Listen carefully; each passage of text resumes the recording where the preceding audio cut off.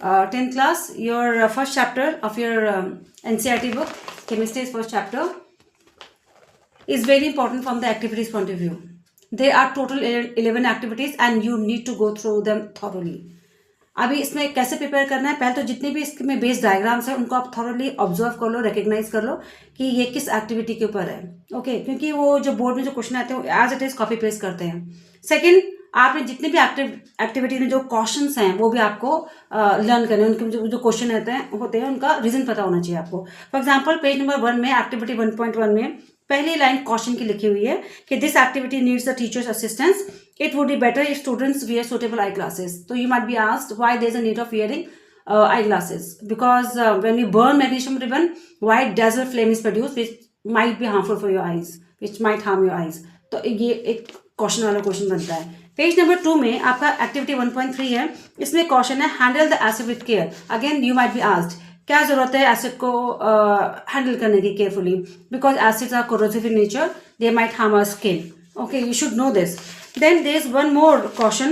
It is on page number 9, activity 1.7, जिसमें electrolysis of water है. इसमें आपको एक्टिविटी के बिल्कुल एंड में क्वेश्चन लिखा हुआ है. This step must be performed carefully by the teacher. Which step? उससे ऊपर एक पॉइंट है, वो step. Test these gases one by one by bringing a burning candle close to the mouth of the test tube. अब आपसे पूछते हैं why there is a need of teacher's assistance. क्योंकि इसमें दो गैसेस प्रोड्यूस होती हैं, हाइड्रोजन और ऑक्सीजन.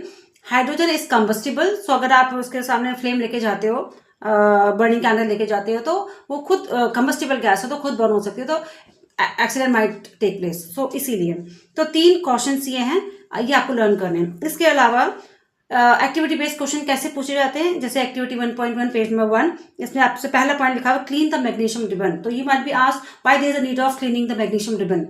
तो आंसर वुड बी कि so that the layer of magnesium oxide can be removed out and experiment can be done correctly.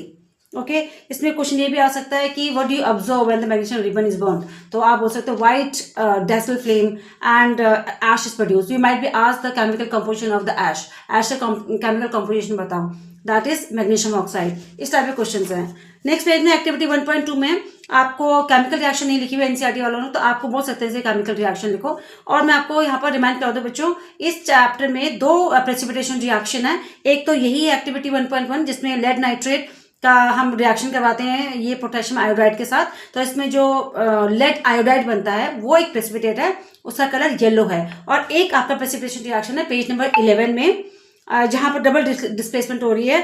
Sodium sulphate reacts with barium chloride. तो जो बेरियम सल्फेट बन रहा है वो यहाँ पर प्रेसिपिटेट है which is white in colour.